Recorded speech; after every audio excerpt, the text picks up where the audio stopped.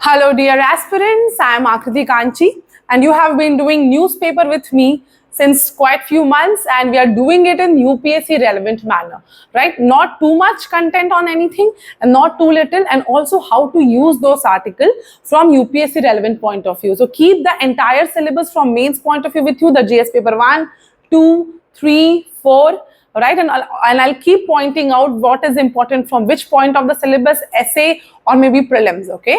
So let's start with 30th April newspaper, right? We are already late and this is the front page. In front page, the articles have come about the India's response to how they are deciding to the Pahalgam case, right? So forces have a free hand to respond to terror, says PM. Now this comes under GS paper 3, internal security, right? The security forces, their mandate, their functioning, it's in the GS paper 3, internal security. So Prime Minister Narendra Modi said that the Indian armed forces had his full confidence and complete operational freedom to decide on the mode, targets and timing of India's response in the aftermath of terror attack at Pahalgam, right? So this has happened, and UN chief Antonio Guterres calls for dialogue between India and Pakistan, right? And they want the entire international arena wants that there should be de-escalation and resumption of dialogue, chances for which is very, very less. Let's move to the another article which is more important. What's wrong with using Pegasus for national security, says Supreme Court. Now this comes under GS paper 2.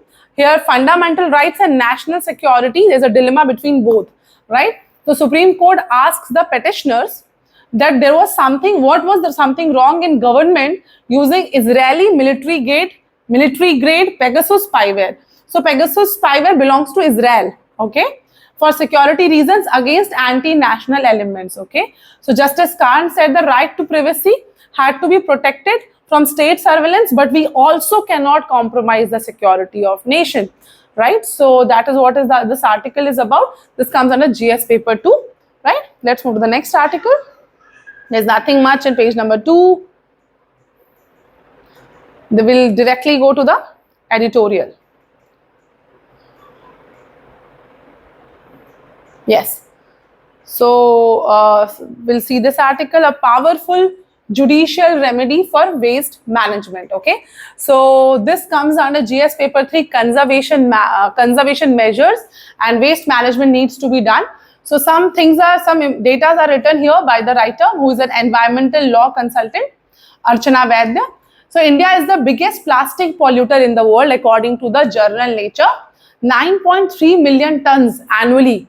So India generates 9.3 million tons of plastic annually, and 1/5 of global plastic emission is from India. Not such a great thing to be proud of.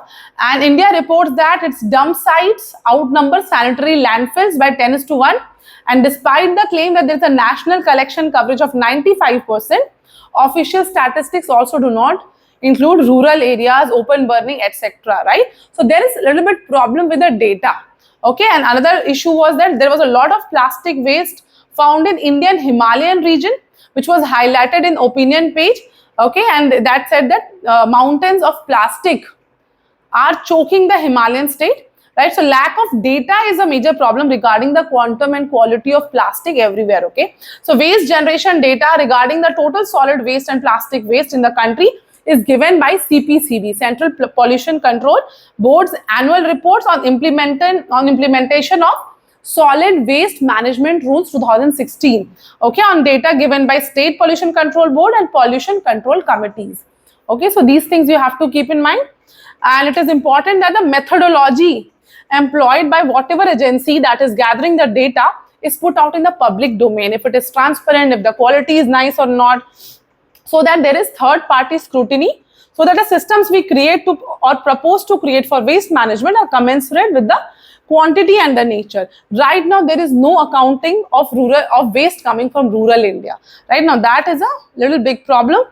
Okay, so Supreme Court of India has observed that environmental protection is not only a regulatory obligation but also a constitutional imperative at safeguarding the fundamental rights of individuals and preserving ecological balance. Okay, so right to quality environment is part of Article 21 also. Okay, so every local government needs to, need to be mandatory. Some suggestions are given by this writer. That is, every local government, whether in urban or rural area, has to be mandatory linked with the material recovery facility, MRF, recyclers of various waste streams, extended producer responsibility kiosk, and sanitary landfills. Okay, all producers, importers, and brand owners that have a legal obligation collectively can form kiosks across the country, right? So recently, on this January 2025, a division bench of Supreme Court gave a mandamus. It gave a directed a mandamus to ensure that the pollution caused by tanneries in the Vellore of Tamil Nadu is reversed by employing necessary remediation programs. Okay, so they need to constitute a committee which needs to report to Supreme Court whether they are working on the remediation part well or not.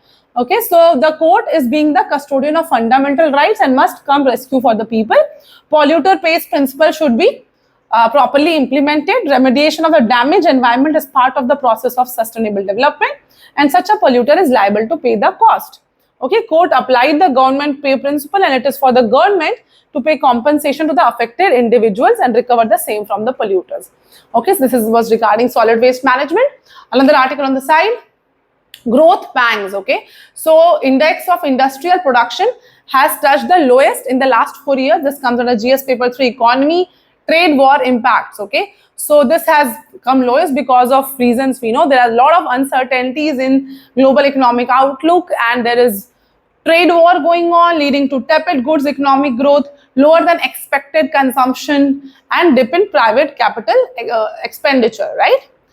So the flat growth in goods exports in financial year 25 is another area that needs to be seen, okay, because this goods export affects the MSMEs, okay, which MSMEs contributes 45% in exports, okay. So MSMEs needs to be taken care of.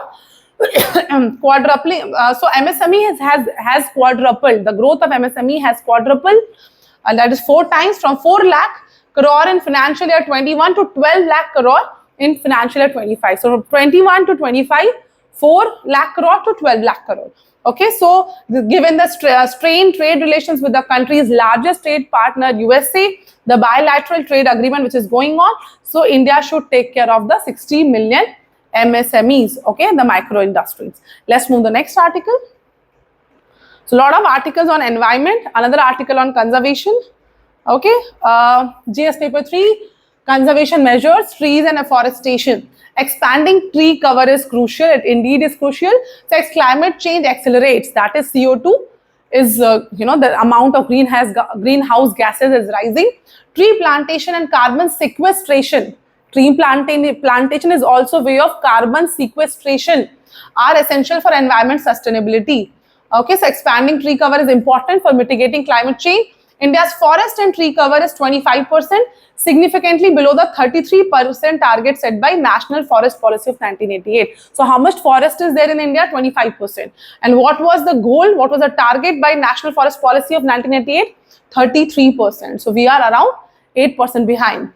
And this is because of deforestation, etc. So tree plantation acts as natural carbon sinks, storing atmospheric CO2. Okay, because of photosynthesis, when trees are forming, a lot of CO2 it absorbs. Okay, this sequestration potential needs to be enhanced through more afforestation. Okay, beyond reducing GHG, so tree plantation just does not reduces the greenhouse gas emission. It also improves the soil health.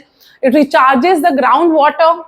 It reduces soil erosion and enhances resilience against extreme weather events. Okay, so these points can come in your prelim statement also. What all will happen if afforestation is done? So everything.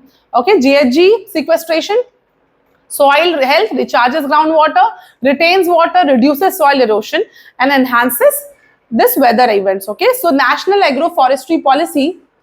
This are National Agroforestry Policy 2014 and Trees Outside Forest in India program. So these were 2 programs which encouraged, so that there is more woods for the rural community, so that they do not cut more trees for their fuels and cooking, right? So the aim to reduce dependence on natural forest for timber and fuel wood for rural community. So remember these policies, the National Agroforestry Policy 2014, Trees Outside Forest in India program. The other program is the Green India Mission, part of the National Action Plan on Climate Change, which was successful, which has helped increase forest cover by 0.56%.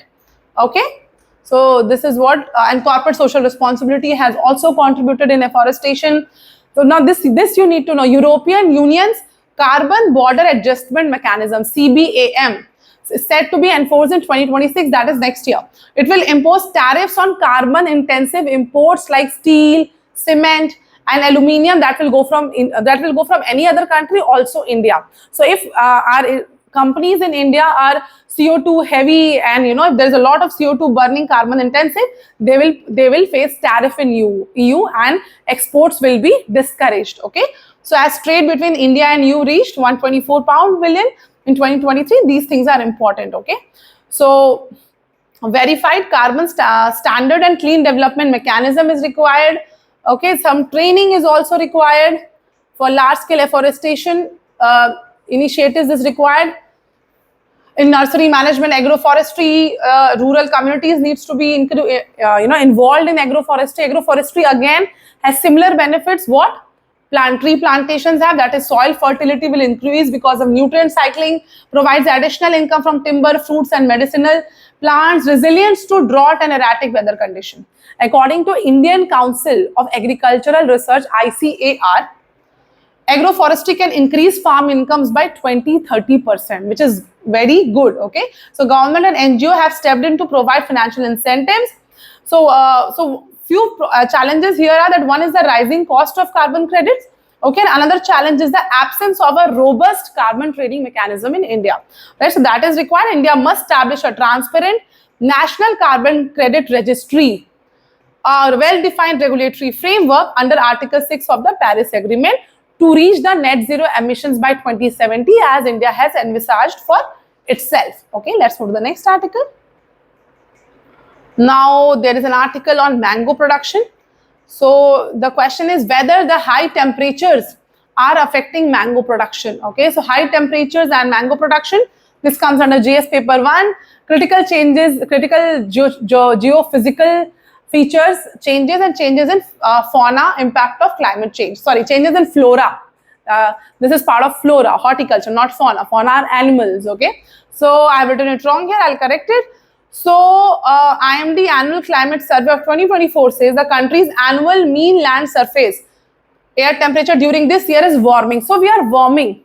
Okay, so that is one of the problem, and a lot of people are thinking that because of warming, mango's productivity is going low. That is one of the theories. Okay, so that is anecdotal information suggests that mango productivity has been affected due to rising temperatures, but horticulture department in India does not report so.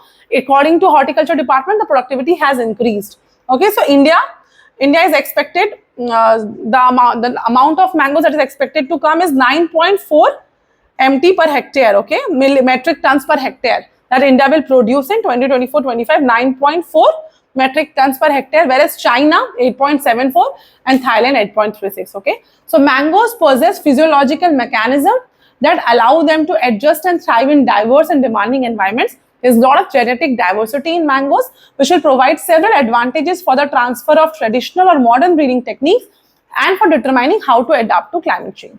Okay, so the mango plant has specific weather requirements, and while rain, hail or wind can play havoc at any of these stages and affect productivity, the hardiness of mango and higher productivity is because of its genetic diversity. Okay, so this is the article where environment might be so climate change might be affecting the growth of mangoes, but its genetic diversity will protect it. Okay, that's from the next article. So this is just an example that there is a Bengal school scam going on, which Supreme Court had upheld it, Calcutta High Court.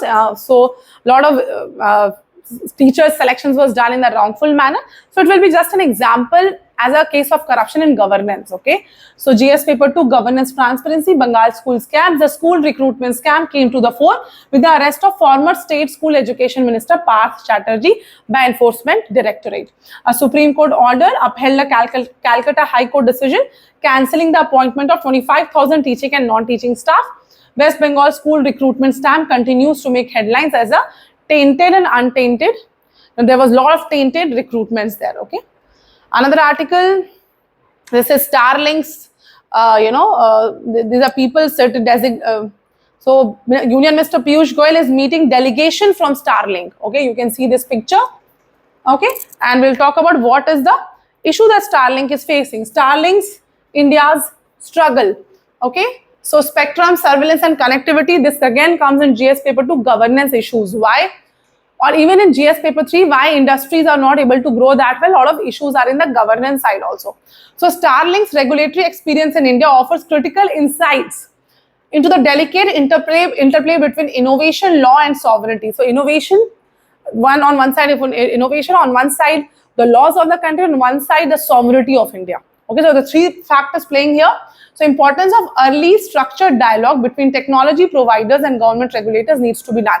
So none of these three should be compromised. Innovation cannot be compromised, law cannot be compromised, and sovereignty cannot be compromised, right? So this Starlink's ambitious satellite network promises to give internet, high-speed internet across terrains where cables are not able to provide internet, okay? But it has become entangled in complex web of legal issues, regulatory issues and security challenges. Lot of issues are written. One of the issues is the cornerstone of this landscape is the very small aperture terminal license, VSAT license, that they need to procure from Department of Telecommunication as required by Indian Telegraph Act 1885. Okay, this is one of the things they need. The other thing that they need is the Telecom Regulatory Authority of India, which has established the TRAI. It plays an advisory and regulatory role, and Section 11 outlines TRAI's functions, making recommendation to it, right? So it will significantly shape the regulatory environment for Starlink. The newer Telecommunication Act 2023 governs the allocation of satellite spectrum, okay? And Starlink's use of Ku and Ka band frequencies is subject to Telecom Department spectrum. The satellite communication policy and this Indian National Space Promotion or Authorization Center in space under the Department of Space, and there should not be any problem between the ISRO assets and the Starlink's assets. So such issues also have to be taken care. Information Technology Act, Digital Personal Data Protection Act, and national security concerns from Ministry of Home Affairs. So these are all the issues that they need to take care, and that's why it is a lot of legal challenges. You know, so I just mentioned around 6 to 7 permissions that Starlink needs to take. So welcoming technologies like Starlink while upholding sovereignty, okay, security and equity requires a regulatory environment that is transparent, predictable and innovation friendly. Okay, let's move to the next article. Okay, so National Archives acquires private papers of Kalam, GS paper 1, Art and Culture, right? Personalities. National Archives of India has acquired the private papers of former President APJ Abdul Kalam. APJ Abdul Kalam was an eminent scientist known as Missile Man of India, 11th President of India. He was born on October 15, 1931 in Rameshwaram. He played a pivotal role in 1998 Pokhran 2. There is a famous movie on that. He has several influential books like Wings of Fire, Ignited Minds and India 2020. Okay, so basic things that it is will be, his letters will be saved in National Archives. Okay, another article. Yeah, so another article is this: insufficient support for deep tech startups in India, says the study. This comes under GS paper 3. Economy, research and development and innovation are major part of economy and industries.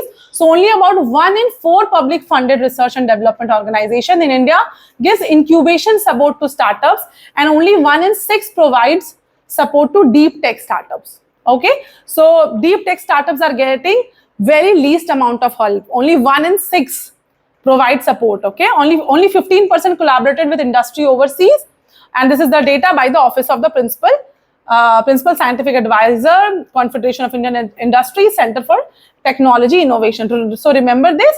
So there was a criticism right now that Indian entrepreneurs are not focusing on deep technology like China is doing, or like DeepSeek technology example. We don't have anything like that. One of the problem is this only. Okay, so incubation support is given only in 1 in 6 provide support to deep tech. 1 in 6. Okay, so a large number of labs institutes reported a decrease in number of permanent staff. Median share of young researchers though has increased. So permanent staffs are required, and this is the report that you can use. But what the problem we are facing in deep technology. Another article: changes in monsoon affect marine productivity in Bay of Bengal. says study. So this extreme monsoon, sometimes too little, sometimes too heavy, both are not so good for productivity. So this comes as GS paper 1, critical changes in geographical features. Monsoon, strong and weak monsoon can influence marine productivity in the Bay of Bengal. Okay, so marine production is a proxy for growth of plankton. Plankton are food of fishes. So if plankton growth is less, fish production will be affected. Okay, so several climate model warns of significant disruption to the monsoon. Despite covering less than 1% of the world's ocean, Bay of Bengal accounts for nearly 8% of global fishery production. Okay, it's quite nutrient rich coastal waters because a lot of rivers are flowing into it. Ganga, Godavari, Mahanadi, Krishna, Kaveri, right? So its nutrient rich coastal waters are vital to the densely populated communities along with its shores who are heavily relying on fisheries. Okay, so if ocean productivity declines, it will powerfully affect the economic ecosystem, ultimately reducing fish stocks, threatening food security.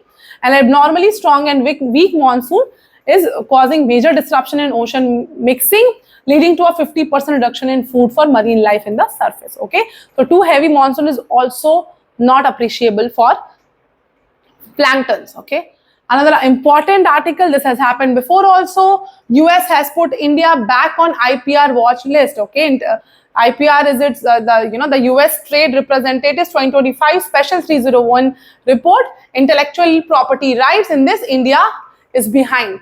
So this comes under GS paper 2, India USA bilateral relations. India has remained inconsistent in its progress on intellectual property protection and enforcement despite efforts to strengthen its IP regime, according to US Trade Representatives 2025 Special 301 report. Okay, so India remains one of the most challenging major economies. Patent issues continue as a concern. Unauthorized file sharing of video games, reprints of academic books are issues. Insufficient legal means to protect trade secrets in India. Okay, so these are the issues, and you should know that 301 report of US Trade Representatives 2025 Special 301 report is about IPR's list, and India is in the in the worst 8 nations list. Okay, in the worst 8 nation list that US makes. Last page, science page for 30th April newspaper. So it's about locusts. Locusts, which are a form of grasshoppers. Yeah, new model finds locusts making complex decisions in deadly swarms. Okay, this comes under GS paper 3, science and tech, development and applications in everyday life. Okay, so researchers have proposed a model to make sense of locust swarms in terms of cognitive decision making process. So how are they making decisions? How are they moving? Which direction they are moving? On each locust, perception of nearby motion, and how scientists understand behavior of locusts and ability to make swarm related predictions. Okay, so in late 2019, a wave of billions of desert locusts flew into western India through Pakistan.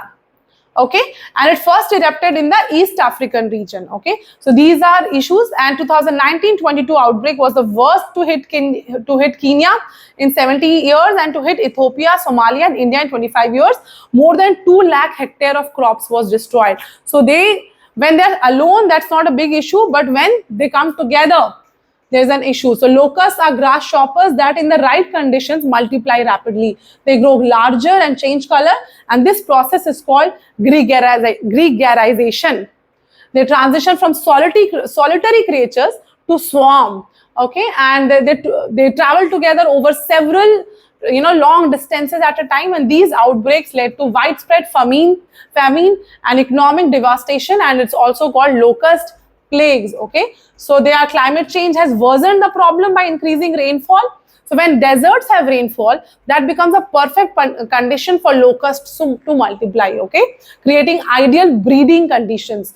2019-22 outbreak was worst in decades, fueled by unusually strong monsoons and cyclones in the Arabian Sea. Cyclones Mekunu and Luban had also struck the Arabian Peninsula in 2018, because of which there was moisture and breeding ground for locusts. That's it for 30th April. Thank you.